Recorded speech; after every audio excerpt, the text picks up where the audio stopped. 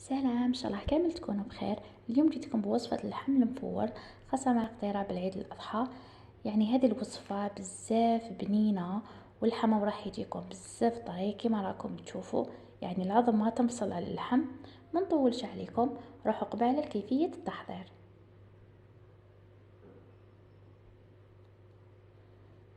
أول حاجة عندي لهنايا اللحم لي مغسو، وعندي لهنايا الموتارد.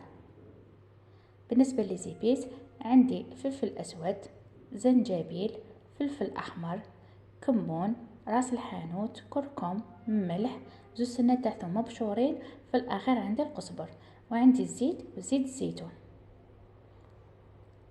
أول حاجة نجيب غيسيبيون، نحط كامل المقادير.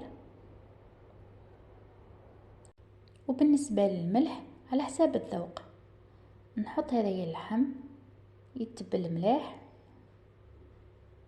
من بعد نجيب ألمنيوم بابي كويسون ورق الطهي ونغلقه مليح كما راكم تشوفوا. نزيد نعاود نغلق عليه بالالمنيوم، يعني لازم تغلقوه مليح. نتبلهم كامل.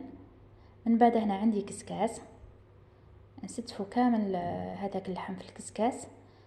هنا راني حنطيبو في لاكوكوت، واللي ما عندهاش لاكوكوت تاع الكسكاس عادي، مي وشنو ياخذ لها وقت من 3 سوايع حتى 4 سوايع. يعني اللحم قد ما تخليه قد ما يجيك بنين. شوفوا ما شاء الله كيفاش جا، وراح يجيكم بزاف طري.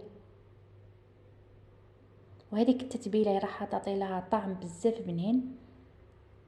ان شاء الله تكون عجبتكم طريقتي في التحضير ونتمنى تجربوه. الحقنا لاخر الفيديو، في الاخر نقول لكم سلام وتهلاو في رواحكم.